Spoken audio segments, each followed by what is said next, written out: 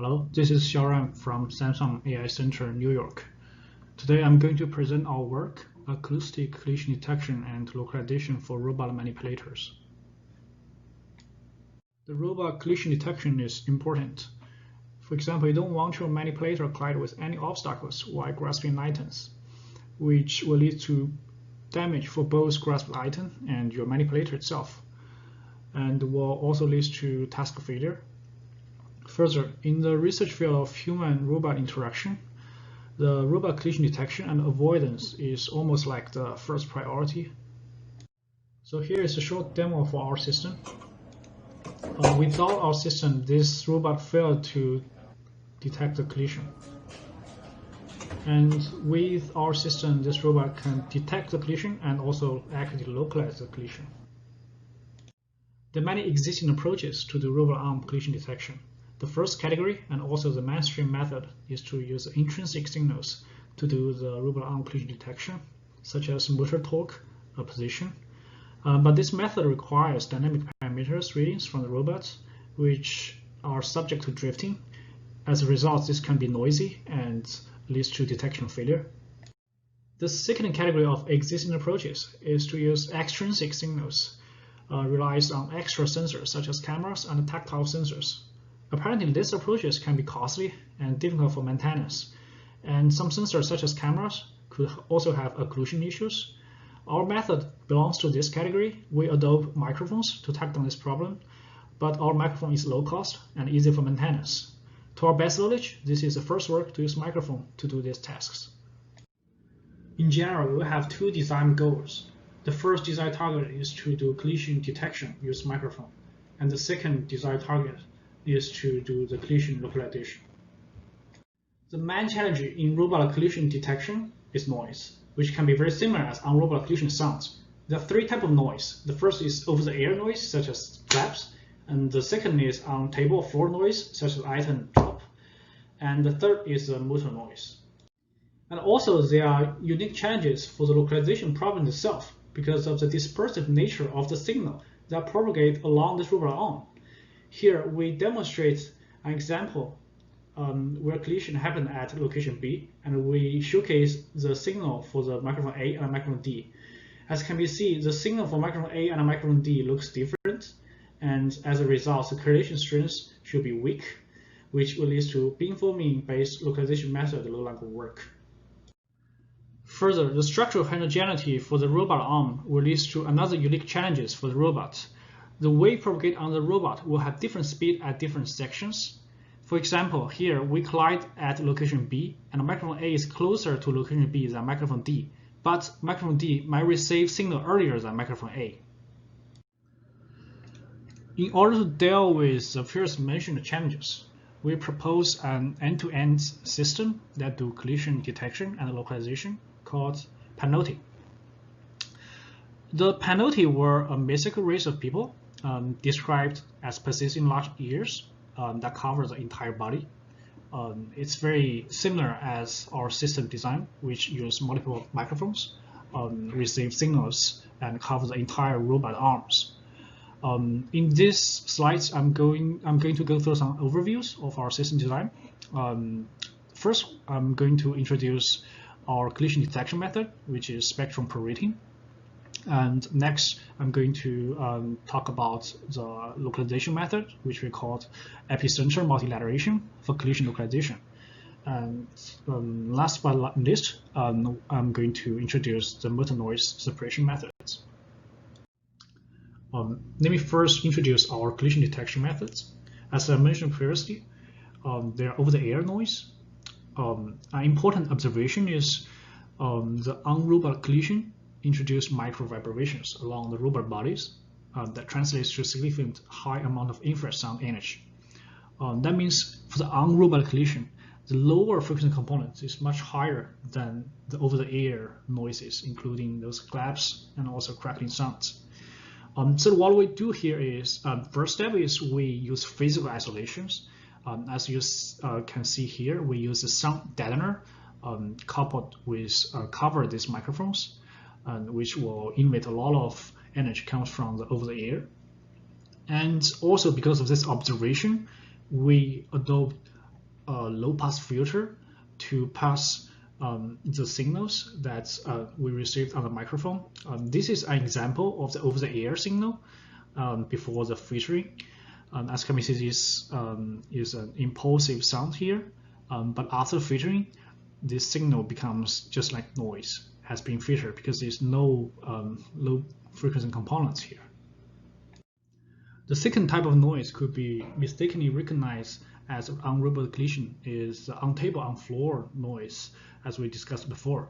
In order to filter this kind of noise, there are two design observations. The first one is that the high-frequency components attenuates much faster than low-frequency components.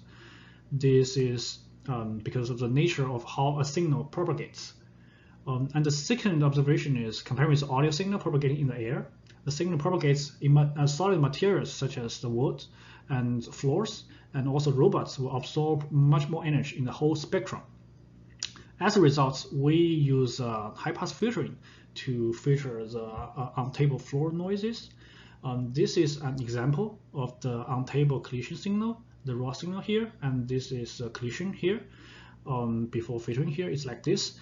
And after we apply a high-pass filtering, there's only noise remain because the low frequency or high frequency component has been propagated or attenuated after a long distance from the table or from the floor.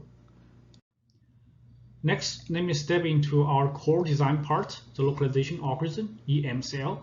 First, let me introduce a concept, relative onset time, ROT in short. The relative onset time is a vector defined as the onset time for each microphone minus the minimum onset time for this microphone vector. The M is a number of microphones here.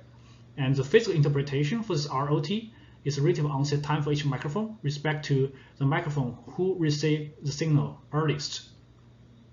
Here I use two examples to demonstrate this intuition of our design. If we collide between microphones 7 and 8, the ROT 8 and 7 will change, but the ROT 4 and 3 will not change. And here is the same example. We collide between microphones 6 and 7. The ROT 7 and 6 will change if we change the collision location between 6 and 7. But no matter how we change the collision detection here, this ROT 4 and 3 will not change. So as such, this ROT is a one-dimensional manifold in this n-dimensional microphone space. So that means no matter how we change this collision detection, they will only have two variable change in this n-dimensional space. As such, we can acquire this manifold beforehand and use this manifold to localize incoming collisions. What we do here is we mark M locations along these microphones. In our implementation, M is equal to 21. And we collide at each location and use that collision data to generate these manifolds. But the problem here is it's hard to determine an accurate onset time for the microphone which is further away from the signal source because of the signal degradation and also the dispersion from the signal as we discussed previously. So what we did is for each collision, we only acquire the collision onset time for the microphone which is near to this collision, and we abandon those microphone signals which is further away from the collision. And we do this step iteratively until we mark all these microphones. This step is described as in this algorithm here, and the performance of these algorithms here is, as can be seen in this picture shows, because this manifold is an 8-dimensional manifold. So we project this manifold in a 2-dimension because we have 8 microphones, so there are 4 and 2-dimensional plots here. As can be seen, this manifold for each plot is actually linear, and so it's a 1-dimensional manifold in this 8-dimensional microphone space.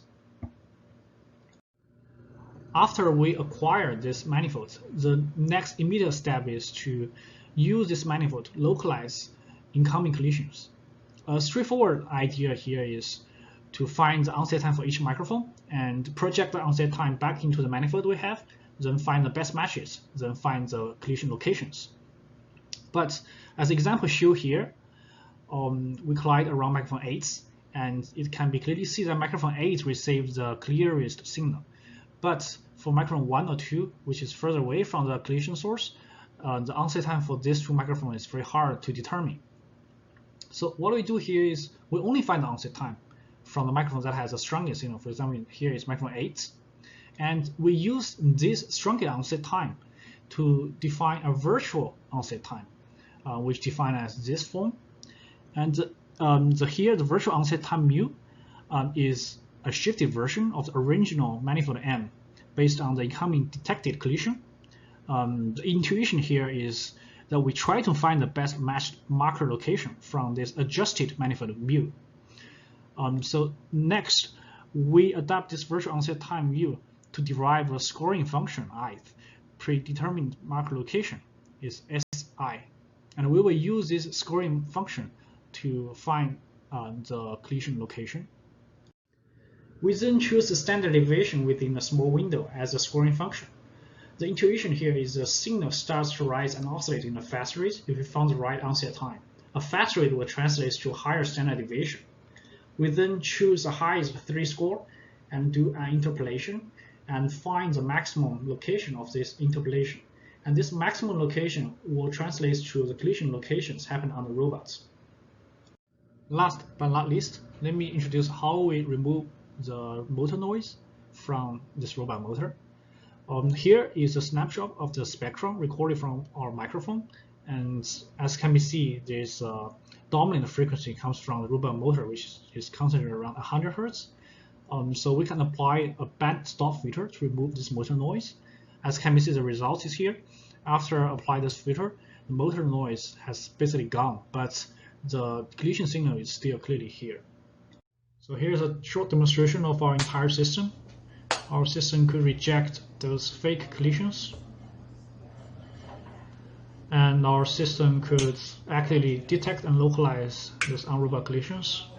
Keep in mind, this recording is recorded in a normal, noisy office environment, and I'm testing with different subjects, and again, different collision subjects, but still accurately localize the collision, and also human introduced collision.